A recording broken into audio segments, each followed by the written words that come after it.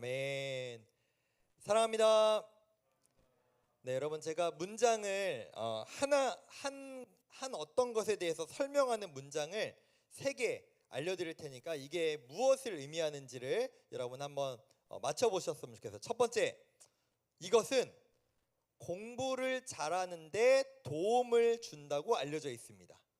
솔깃하죠? 공부를 잘하는데 도움을 준다고 알려져 있습니다. 두 번째, 이것은 고3 사이에서 매년 10월에서 11월에 처방이 크게 늘어난다.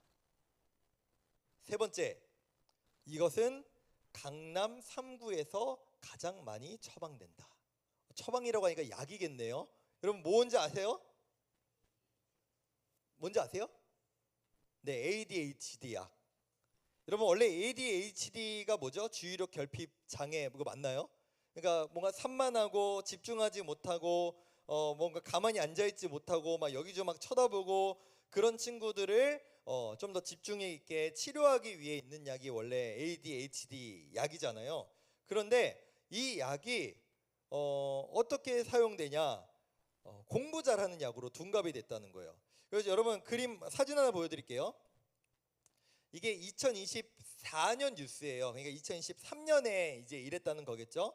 보니까 전체 120만 1,700여 건 중에 10대가 가장 많은 40여만 건이 처방됐다고 합니다. 저 인원에서 물론 실제로 저 ADHD 때문에 처방받은 친구들도 있지만 10대가 저렇게 많은 이유 중에 하나는 다음 사진 보여드릴게요. 자치구별 ADHD 치료제 처방 건수를 보니까 강남구가 압도적으로 1위고요. 그 다음에 송파구, 서초구, 보통 강남 3구라고 말하죠. 가장 잘 사는 동네, 가장 공부 잘하는 동네, 가장 입시가 그 열기가 막 뛰어나고 치열한 동네를 이제 저 3개라고 얘기하는데 저기가 가장 치열했다라고 하는 거죠. 이걸 실제로 이제 저를 보여주셔야 돼요. 알아보다 보니까 이게 이제 공부 잘하는 약으로 이제 원래도 집중력이 좀 떨어지는 아이들에게 집중력 있게 만들어주는 약이다 보니까 멀쩡한 청소년들에게도 야 이거 먹으면 공부 잘한대, 이거 먹으면 집중 잘한대 라고 해서 사실은 제대로 된 경로가 아니라 불법적으로 처방하는 일이, 그래서 이거를 아이들에게 청소년들이 먹는 일들이 되게 많다. 여러분 전혀 몰랐습니까? 몰랐어요? 여러분 그렇다고 지금이라도 이거 처방받으란 말은 아니에요. 그렇다고 해요. 그러니까 좋은 성적, 공부 잘하려는 욕구가 나에게 해당하지 않는 약까지 먹어야 되는 데까지 이르게 됐다는 거예요. 뿐만이 아니라 여러분 이 그림 하나 보여드릴게요. 어떤 로고인데요. 여러분 이 로고가 무슨 로고인지 아시나요? 네, 학원 로고입니다. 생각하는 황소라고 하는 학원의 로고인데 여러분 제가 원래는 이 로고를 전혀 몰랐거든요. 근데 이 로고를 알고 나서 지나가다가 이제 딱 보이더라고요. 그 다음 사진 보여주세요. 후곡에도 있습니다.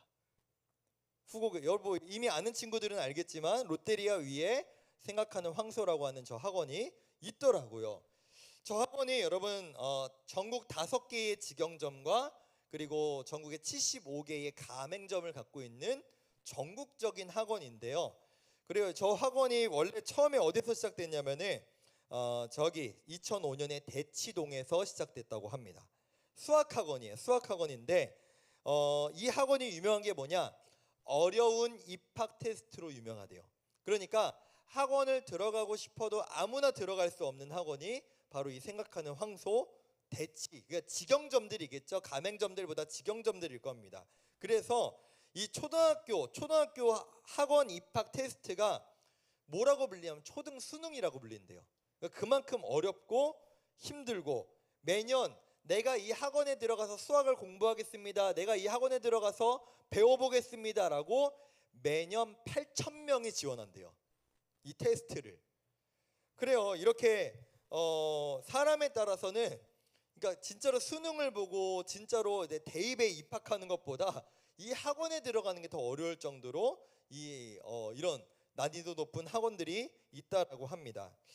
이처럼 우리는 늘 더 잘하기 위해, 더 좋은 성적을 얻기 위해서, 더 남들보다 뛰어난 어떤 것들을 능력을 나타내기 위해서 우리는 더 잘하기를 원하고 세상은 우리에게 계속해서 잘해야 된다를 어렸을 때부터 우리에게 요구를 하고 있죠. 그러다 보니까 우리가 잘 성장한다, 잘 자란다에 대한 어떤 인식이 얘 진짜 잘 자랐어. 이게 얘 학교가 어딘지 알아? 얘 어느 학교 갔는지 알아? 얘 지금 성적이 어느 정도인 줄 알아? 얘가 지금 능력이 어느 정도인 줄 알아? 이걸로 뭔가 잘못되고 있다라는 거죠. 잘 자란다라고 하는 것은 물론 내가 공부를 잘하고 내가 어떤 능력이 뛰어나고 이것도 포함을 하겠죠. 근데 그것뿐만이 아니라 나의 인성과 나의 육체와 나의 전반적인 어떤 삶의 부분에 있어서 모든 것이 잘 자란다는 것이 잘 성장한다는 것을 의미하는데, 이게 제가 오늘 언어 유희를 쓰고 이게 뭐 많이 쓰는 언어 유희잖아요. 잘 성장한다가 잘 자란다가 아니라 잘 한다로 뭔가 잘못 오해되는 게 지금 한국 사회, 여러분 특별히 청소년들에게 잘못 인식되고 있는 모습이지 않나라고 생각합니다. 그러나 여러분, 잘하는 것, 뭔가 잘하는 것과 잘 자란다는 것은 분명히 다른 의미를 가지고 있죠.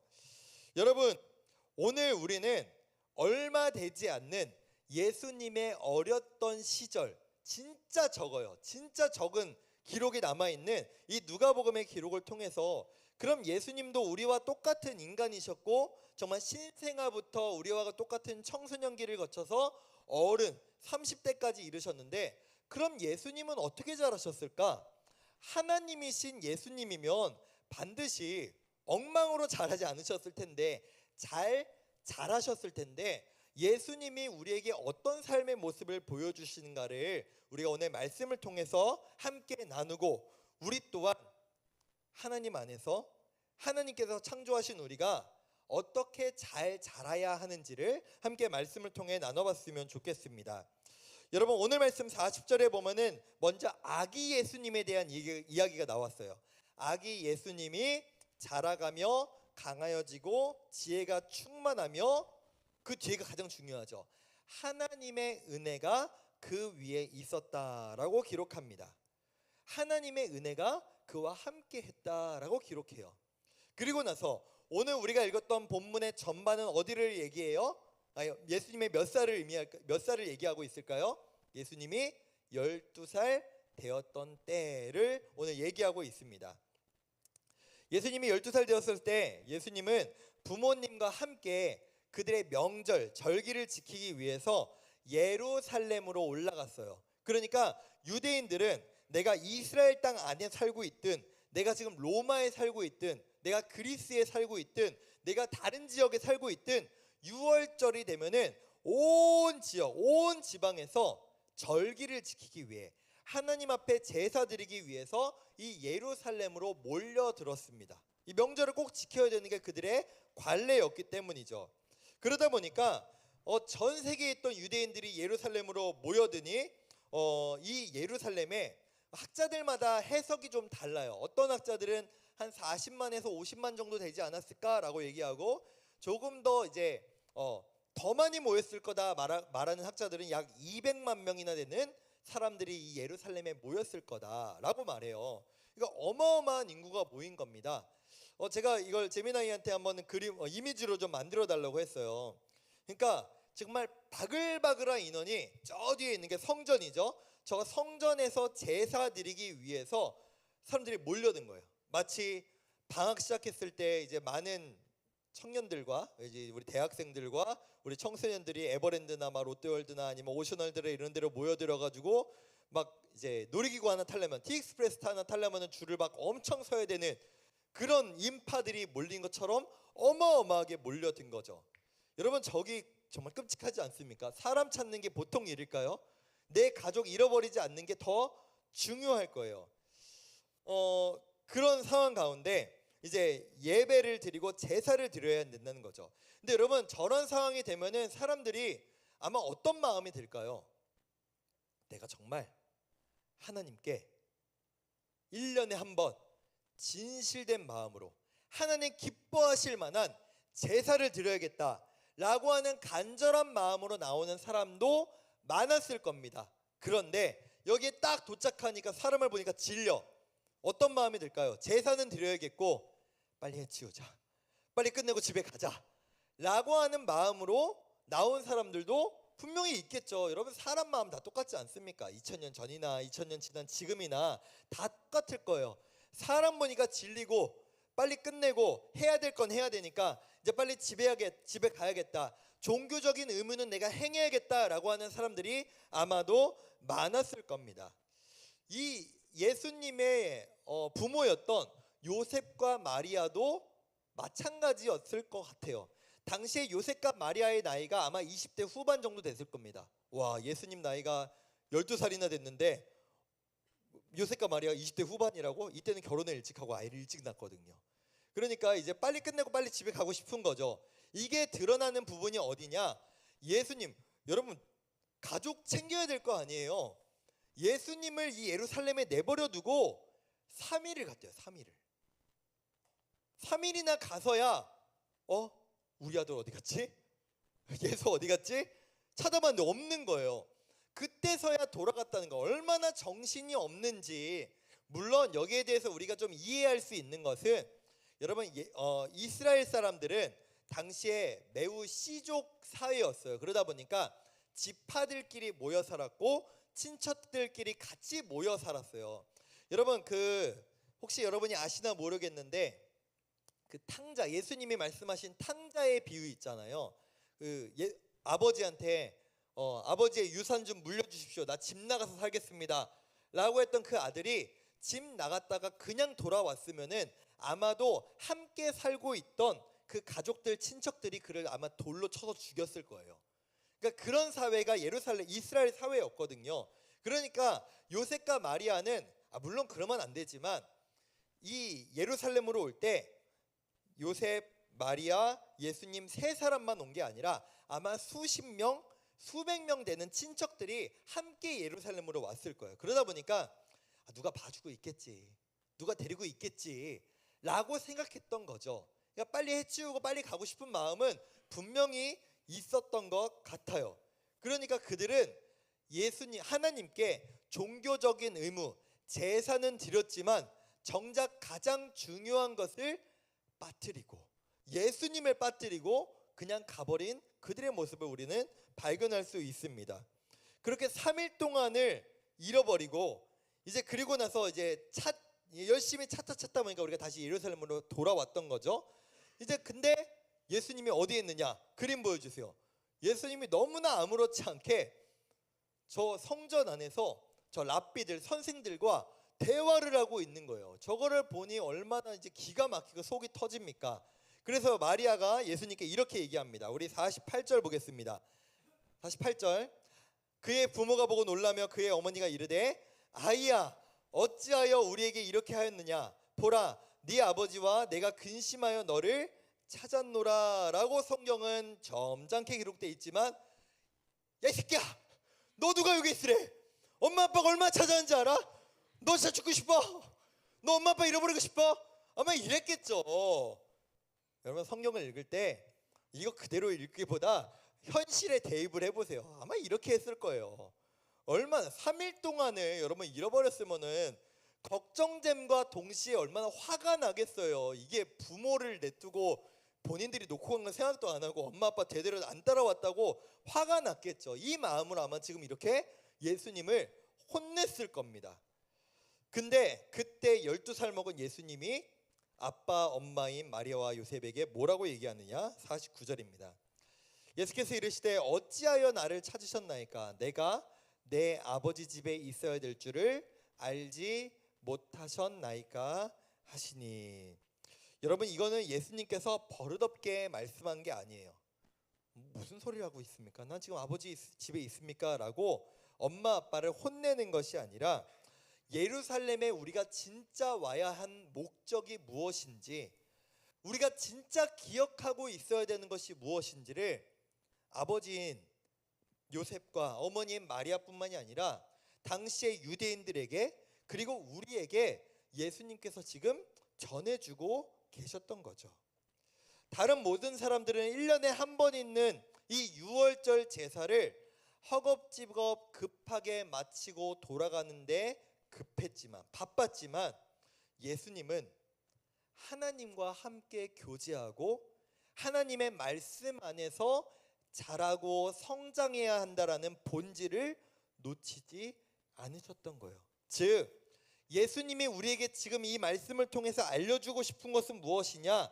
우리가 기억해야 될 것은 남들이 보기에 야, 너 지금 이번에 너 어느 고등학교 들어갔어? 너 어느 대학교 들어갔어? 너 이번에 성적 얼마나 받았니? 라고 누군가 물어봤을 때 저 이만큼 받았어요. 저 이 정도로 잘합니다. 그러니까 저는 잘 자랐어요 라고 대답하는 것을 예수님을 잘 자랐다고 말씀하시는 것이 아니라 너가 지금 누구의 자녀이고 너가 무엇 안에서 자라는 것이 진짜 잘 자라는 것임을 예수님께서 친히 그 아기 때부터 그 유년기, 청소년기를 거쳐서 성인이 되기까지 어떻게 자라는 것이 진짜 잘 자라는 것인지를 우리에게 알려주고 계신 것이죠. 예수님에 대해서 성경이 기록할 때 예수님에 대해서 성경 그렇게 기록하지 않습니다. 예수님은 유대인들이 누구나 자랑스러워할 만한 유대 율법에 능통하고 유대 율법 학자들에게 인정을 받고 공부를 잘하고 가말리엘의 문화에 들어갔고 이렇게 사람들이 인정할 만한 사람이었다라고 말하지 않아요. 예수님은 언제나 하나님 말씀 안에 있었고 그 아버지 집에 거하기를 기뻐하였으며 내가 어디에 있어야 하는지 내가 무엇을 바라봐야 하는지를 분명히 알고 계셨던 분이 바로 예수님이었다라는 거죠. 여러분 제가 수련회 그 영상에도 여러분 들었던 말씀에 박현배 목사님께서 우리에게 말씀해 주셨던 것처럼 우리가 하나님을 알고 예수님을 알아가는 데 있어서 제일 중요한 것은 내가 지식적으로 하나님을 아는 게 중요한 게 아니에요.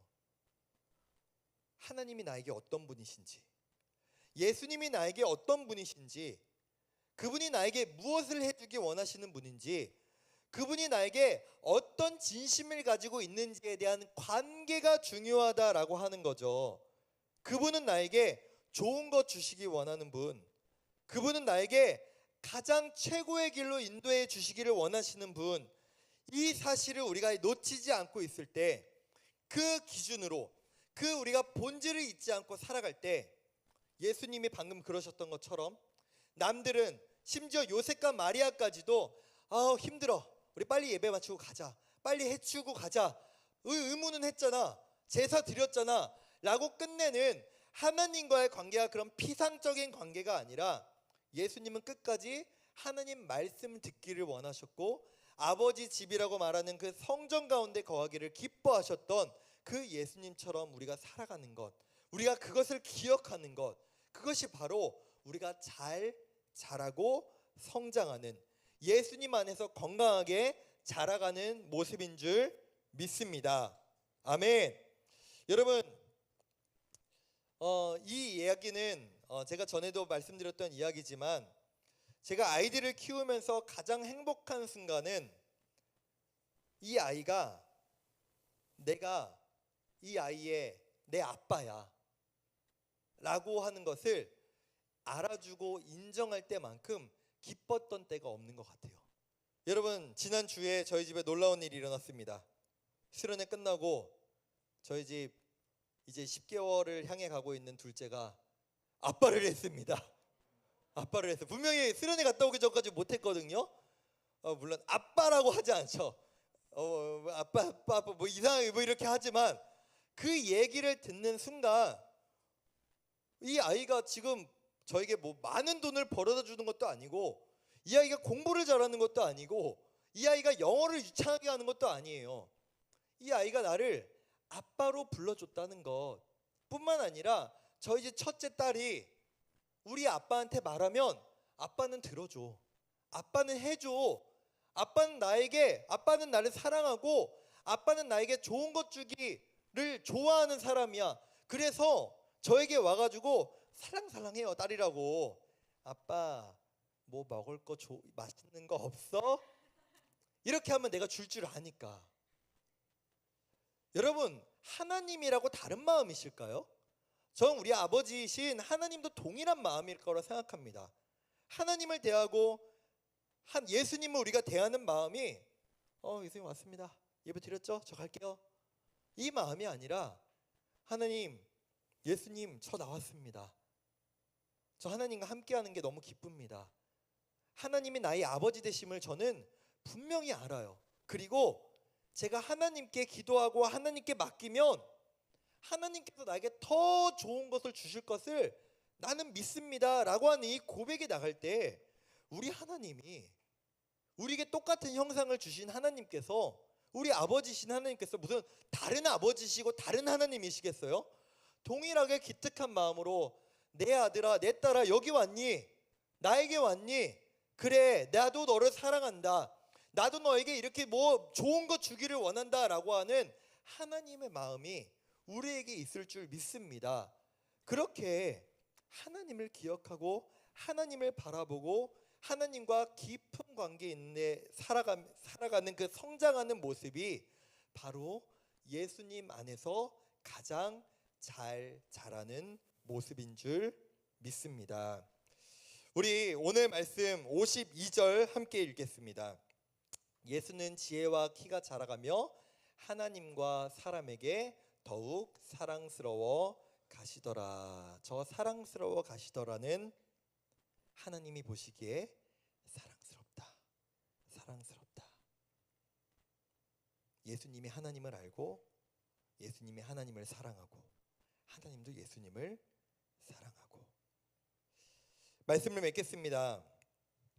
사랑하는 고등부 여러분, 세상은 우리에게 끊임없이 잘해야 돼, 실패하면 안 돼, 넘어지면 안 돼, 너 이거 해내야 돼, 그래야 너 잘하는 사람이야, 잘 자란 사람이야, 그래야 잘 성장한 사람이야 라고 우리를 끊임없이 가스라이팅하고 그 가운데 우리를 좌절시키고 넘어지게 만듭니다. 그러나 우리 하나님 아버지께서는 우리에게 한 번도 너 이번에 성적 얼마나 받아왔니? 너 이번에 어떤 학교 갔어? 너 이번에 이거 얼마나 잘했니? 라고 말씀하지 않으세요. 너 나 기억하지? 너 나 사랑하지? 너 나 아버지로 아는 거 맞지? 이것을 확인하시죠. 사랑하는 고등부 여러분, 우리가 이 예배의 자리에서 우리의 신앙의 모습에서 형식적인 모습에서만 살아가는 모습이 아니라 우리 하나님을 진짜 아버지로 모시고 우리가 수련회 내내 배웠던 것처럼 하나님, 내가 하나님 나라의 백성임을 내가 알고 기억합니다. 내가 하나님 나라의 백성답게 하나님께서 사랑하시는 아들, 딸답게 살아가게 하여 주시옵소서. 이 깊은 관계, 아름다운 관계를 유지하며 한 발짝 한 발짝 성장해가는 저 여러분들 모두가 되시기를 간절히 소망하며 축복합니다. 우리 그 마음으로 이 찬양 고백하도록 하겠습니다. 나를 부르신 주가